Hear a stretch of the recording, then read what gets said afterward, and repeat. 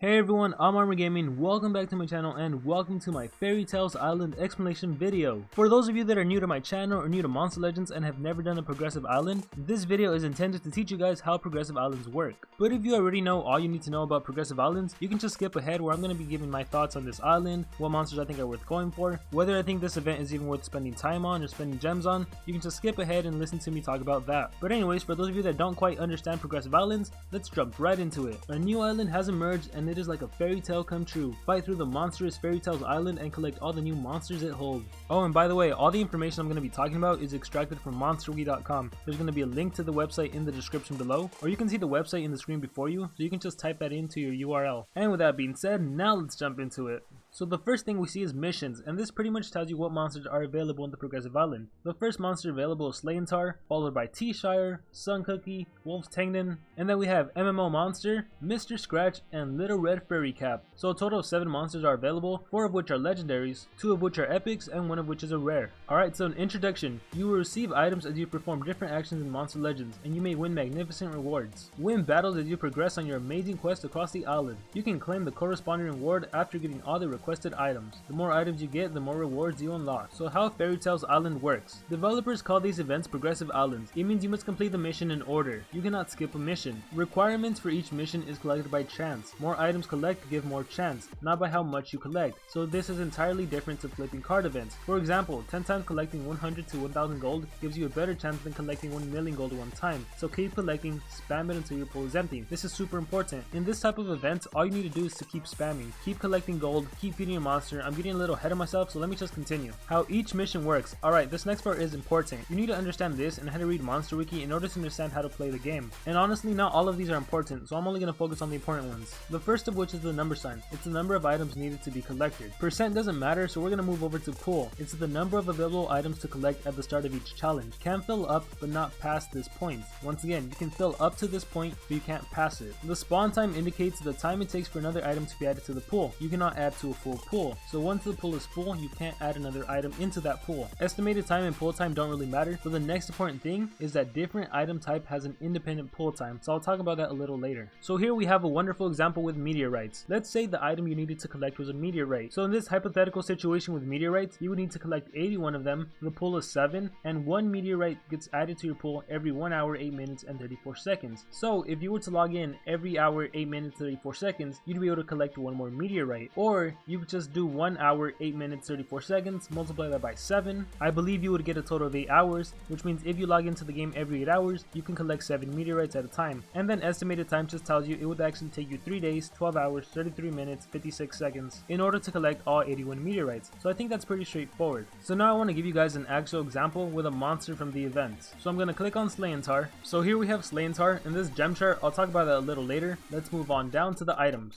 In order to get Slayentaur, there's 4 different items you need to get. There's this hat, this pot, this hook, and this egg. So when you click on each individual item, it tells you how to get it. So in order to get the hat, it says right here, you may get this item by collecting gold. The pot, you may get this item whenever you feed your monsters. The hook, you may get this item when you win in this event's battles. And the eggs, you may get this item when you hatch eggs. So let's go back to the hat, collecting gold. You need to get 22 hats, your pool is 8, and your spawn time is 1 hour. Which means if you log into the game every 1 hour and collect gold, you're going to be getting 1 more hat. So if you log into the game 30 minutes, you're not going to be getting a hat. If you log in 59 minutes, you're not going to be getting a hat. You need to log in intervals of 1 hour. Or you can just log in 4 hours and you'd get 4 hats, or in 6 hours and you'd get 6 hats, or in 8 hours and you'd get 8 hats. And this next point is very important. The pool is 8, which means you can only have 8 hats in the pool. If you log in 10 hours from now, it doesn't matter, you're only going to get 8 hats. If you log in 24 hours from now, I'm sorry, you're not going to get 22 hats in one go. You can still only get 8 hats. That's why the pool is so important. You need to understand the pool and you need to understand the spawn.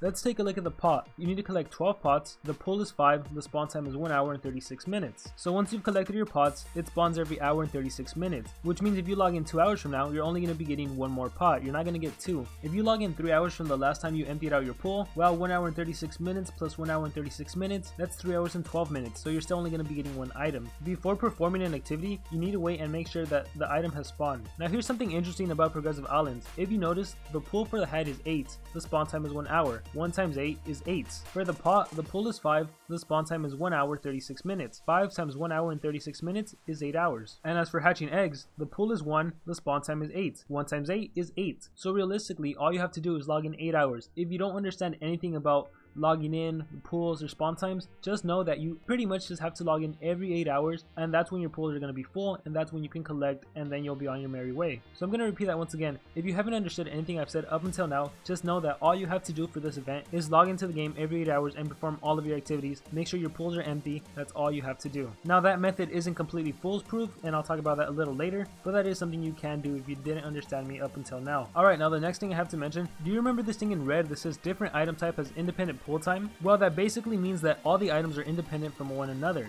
So I mentioned that you need to log into the game and complete different activities in order to get items while they're independent from one another. And what that means is, let's say you log in and collect all your gold. That doesn't affect the pool or the spawn time of the hooks, or the hatching the egg, or the pots. If you only log into the game and collect gold, nothing else is affected. And the same thing applies to everything else. You can log into the game, you can get all of your pots, and you can never touch your gold, which means the collecting gold pool will never be affected, or the spawn time will never be affected. So for those of you that like to log into the game periodically, be really careful with that, because let's just say that all of your pools are empty and you're on Slayentaur, and then 1 hour from now you log back into the game, you collect your gold, you're happy because you got one hat, but then you keep feeding your monsters and you're not getting any pots. Well, that's because the spawn time for the pots is 1 hour and 36 minutes, while the spawn time for the hat is 1 hour. And you might be frustrated, you might waste all of your food for your monster, you're never gonna get another pot because of that spawn time. So for those of you that like to log in periodically, just be careful and realize that different items have different spawn time and different items are independent from one another. And one more thing to be aware of, different monsters require a different amount of items to be collected. Look, for example, Teashire, 25 gold, 14 feed, 3 breed, 4 PvP. Sun Cookie, 34 gold, 19 feed, 3 map, 4 hatch, 6 PvP. Different monsters require different amount of items, and furthermore, depending on what monster you're on, the items have a different spawn time and a different pool. So I'm gonna click on Teashire to demonstrate my point. Looky here, for Teashire, collecting gold, the pool is 5, whereas for Slayentaur it was 8, and the spawn time is now 1 hour 36 minutes, whereas it used to be 1 hour. So depending on what mission you're on or what monster you're on, the spawn time and the pool can be completely different, so you have to make sure you check Monster Wiki and you know which one you're on so you can progress through the island correctly. So hopefully all of you have followed with me up until now.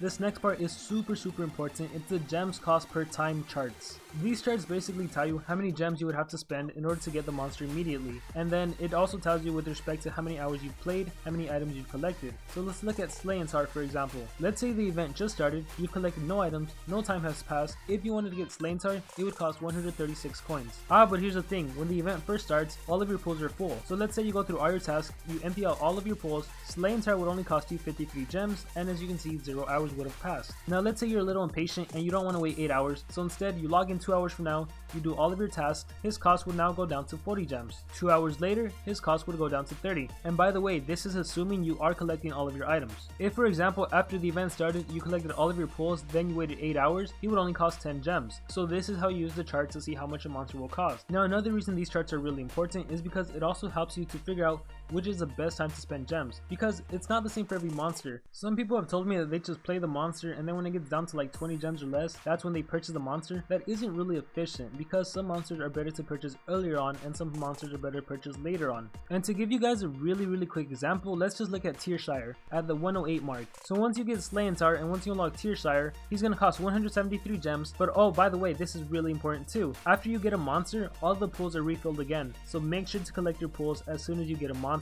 Even if you buy that monster with gems, the next monster, all of the pools will be refilled, so make sure you empty out those pools. And sometimes it's a little difficult, you have to collect, keep spamming collect gold, keep feeding your monsters, then you have to exit out of the game and log back in, but trust me, all of your pools are full. Anyways, Teashire, if you pay those 108 gems, you save 1 day and 8 hours, so you would have saved yourself 32 hours, that's quite a bit of time. But let's take a look at mission 4. So let's say instead of using those 108 gems on Teashire, you waited until Wolfman over here on mission 4. That would be in between the 12-hour mark and the 18-hour mark, so right in between the 116 gem and the 91 gems. So right about the middle, I would say you would have been playing on mission 4 for about 16 hours. And if you pay those 108 gems, you would save yourself the remaining time. So the full time for mission 4 is 2 days and 18 hours. If you've been playing for 16 hours, then you saved yourself 2 days and 2 hours. So for the same amount of gems, 108 gems, you could save yourself 2 days and 2 hours, whereas in Teashire you only save 1 day and 8 hours. A big difference for the same amount of gems. So this is why the charts are helpful. There's a way to optimize optimized gems in order to get whatever monster you want in order to complete the whole event. Now for those of you that are a little confused with the whole chart or just don't want to do the math, I want to give a big shout out and a big thanks to Jasper because he went ahead. You can go to monsterwiki.com, scroll down to the comment section and look for these two charts. He basically went ahead and did all the hard work himself, he did all the math, and he basically tells you how you can get every single monster for as little as 200 gems. That's pretty good considering you get 4 legendaries, 2 epics, and a rare. Or if you don't care about the last monster, and once again I'll be giving my thoughts about her a little later, then you can get the first 6 monsters. And by the way, Mr. Scratch, Pinocchio,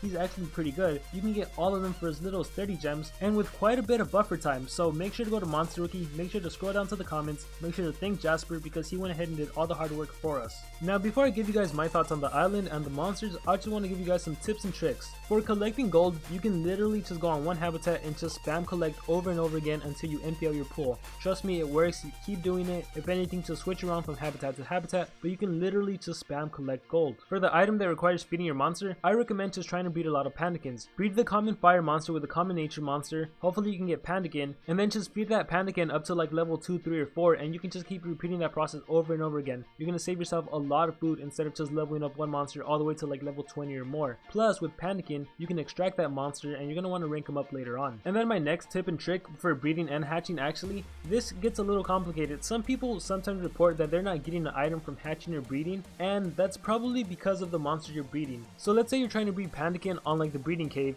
and then on your breeding mountain, you're breeding a legendary monster. So it's upwards 2 days. I think what tends to happen is that the item kind of gets associated with the legendary monster as opposed to the Pandakin. So if you're breeding Pandakin over and over and over again and you're not getting your item, you're like, why can't I get my item? Why can't I get my item? Why can't I get those mushrooms? It's pretty much because that item is kind of like stuck or associated with the legendary monster. So you're not going to be getting your item until that legendary monster hatches. Maybe it wasn't the mushroom I meant, maybe it was more of the egg. Until that legendary monster hatches, you won't be getting your egg. So you can breed Pandakin over and over and over again. Unfortunately, you won't get that egg, which kind of sucks because during this event, if there's a breeding event going on, or if you want to breed a monster, you're kind of going to put yourself in a difficult position because it might get stuck with that monster that takes a lot of time. And that's just something to keep in mind. It's not that the game is broken or anything, it's just that it's the way the game works. If you guys just want to focus 100% on the events, on the progressive island, I would just recommend both of your habitats. Don't try to breed any epics, any legendaries, just have both of them breeding fire and nature, and I'm pretty sure you're going to get your egg. And one final tip and trick, if you ever find yourself not getting all of your pool, let's say collect gold, the pool is 5 and you only got 4 hats, I would recommend that you exit out of the game and then log back in, and then that should be good. That always works for me. So now with all that out of the way, for those of you that want to hear my thoughts on the monsters and the island, I want to start off by saying it really seems like this Fairy Tales Island is catered towards new players. And I say that because none of the new monsters are too spectacular. The old monsters they put in the event, they're nothing too amazing. I mean, don't get me wrong, some of them are pretty good, but overall as a veteran player, I don't see anything really worth getting. Now, I like collecting monsters, so I'm definitely going to try to complete every single mission. But anyways, let's just talk about Slayentaur. He's a rare monster, and as far as rare monsters are concerned, he's one of the better rare monsters. And correct me if I'm wrong, but this monster has actually been available in previous progressive islands. So this is good because you might have enough monster cells to be able to rank him up, and you really do want to rank up this monster.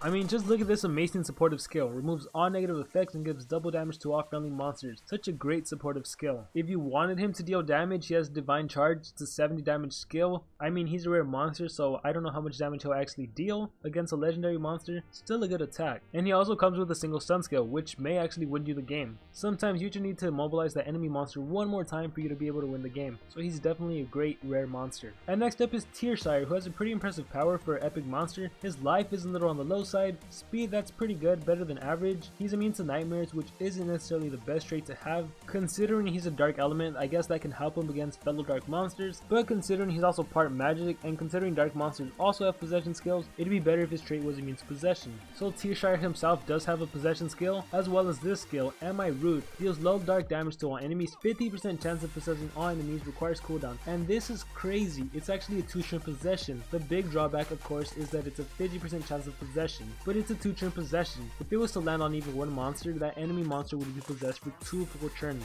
Now the main thing with Teashire is that he is not a definite immobilizer. He doesn't have an AoE possession, he doesn't have an AoE stun, he doesn't have something that can guarantee a deny. But Am I Rude? I think this has a lot of potential, especially if you were to partner up this monster with someone that can give him increased accuracy, someone that can give him precision. So I urge everyone not to count on this monster just yet. He does potentially have potential. From my experience with General Thetis, every time I use her skill that gives her increased accuracy and then use her Frosting Sea monster, the 50% AoE free skill, it actually hits all of the enemy monsters. So if you're planning on using Teashire, I highly recommend that combo. Just give him increased accuracy accuracy, and then use Am I Rude and just watch the enemies attack themselves for 2 full turns. So I really do like this epic monster a lot, and even though I gave you guys that combo, still because he doesn't have a guaranteed deny skill by himself, I have to say there are way better epic monsters than him. And next up we have the Gingerbread Man, who is one of the first original magic monsters, and unfortunately he's not that good. But for you Dragon Ball Z fans, you'll definitely love his skills. Wolf Tengen is also available. Stats wise not the most impressive, his speed is actually pretty sad compared to the other epic monsters. His trait is hardened, which is good and compensates for his low speed,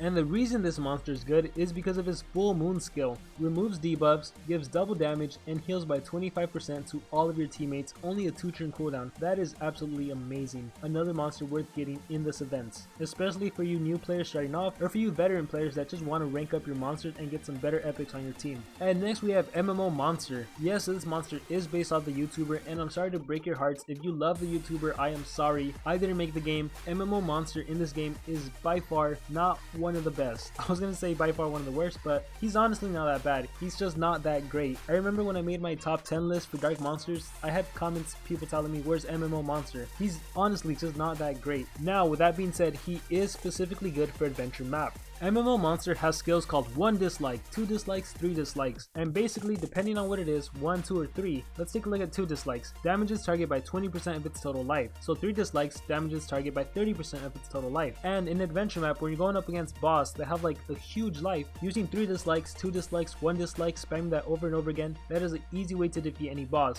especially if you don't have Timerion. This is a great alternative monster for adventure map, which is why I said earlier on that it really seems like this event is catered towards new players. So if you're a new player and you're struggling with adventure map, I highly recommend you do whatever it takes to get MMonster. As far as player versus player or team wars, again, he's not that good of a monster. I'm sorry, don't kill me, I didn't make the game. And that's really all I have to say about MMonster. And next we have Mr. Scratch. The only thing I want to point out about this monster is his speed, 3,465. This is the speed that a lot of top deny monsters have. This is the speed that Kaolic has, Demise has, if you count Demise as a deny monster, Harusami is supposed to have, Glitch. If a monster has a speed of 3,465, for the most part, they're going to be outspeeding most of the other monsters in their own category. So considering Mr. Scratch is a magic monster, the only deny monster faster than him would be Galante, and the only monster that matches his speed that is a deny monster would be Uru. So really great speed stat. And even better is that his trait is also immune to possession. You guys have heard me say before that I consider Uru to be the best magic monster because he has an AoE stun. The only problem with Uru is that he isn't immune to possession, so things can get a little tricky in Team Wars, but Mr. Scratch is pretty much faster than all the other magic monsters, and he's tied with Uru, and he can actually immobilize Uru. So as of right now, I'm thinking Mr. Scratch has what it takes to be one of the top magic monsters. Moving over to skills, we have an AoE possession, that's nice. The Many Evils applies 2 random negative effects to all targets, that's also pretty nice. Exhausting Spell deals moderate special damage, removes 50% of stamina from target. Hey, you never know, sometimes removing 50% of stamina is all you need to get that extra turn and wipe out the enemy. You also have yourself an AoE Stamina Leak, a skill that removes 25% of stamina from target, and you can gain up to 60% of stamina. I'm assuming for each monster you target you get 20% of stamina back. That's also a pretty good skill. And Cursed Mind, a single possession skill. So he has an AoE possession, single possession, removes stamina, stamina leak. There are so many different viable routes you can go with Mr. Scratch. He is by far the best monster to get in this event. And keep in mind, you can get him for as little as 33 gems, assuming you time your logins, assuming you collect when your pools are full. If there's any one monster you really should get if you're a veteran player or a new player, you should definitely get Mr. Scratch. He is certainly going to come in handy. And the very last monster on the progressive island is Little Red Furry Cap with a power of 3,476. For those of you that don't know, this power is tied to that of Barbatos, so based on that, she's going to be an attacker. Now unfortunately for Little Red, her skills aren't too amazing, the only exception being Bigger Hands, 70 damage, 20 in stamina, no cooldown. This skill is the one exception. It is actually amazing. A monster with this much power, a skill this powerful, given 1 level 10 strength rune or 2 high level runes, that is going to be enough to one hit just about any single monster that comes your way. And the fact that this skill has no cooldown, well, you can basically just wipe out enemy after enemy using this single attack. Also keep in mind, she is a dark monster, so even if you go up against earth monsters who are really tanky, she does have that elemental advantage over those earth monsters. So yeah, that's Little Red Furry Cap for you. So anyways, that is going to conclude this video on the Fairy Tales Island. I really hope it was helpful, and I think I've talked enough. Now I want to hear from all of you. What do you guys think about this event, and what monsters are you going after? What do you think about the 2 new legendary monsters specifically? What do you think about Little Red and Pinocchio? Whatever's going on in your head, please be sure to let me know in the comments below. With that being said, I hope everyone can get whatever monster they want to. Good luck on this event. It's only 9 more days, so put in all your effort. And like always, remember to dream big and pursue your passions.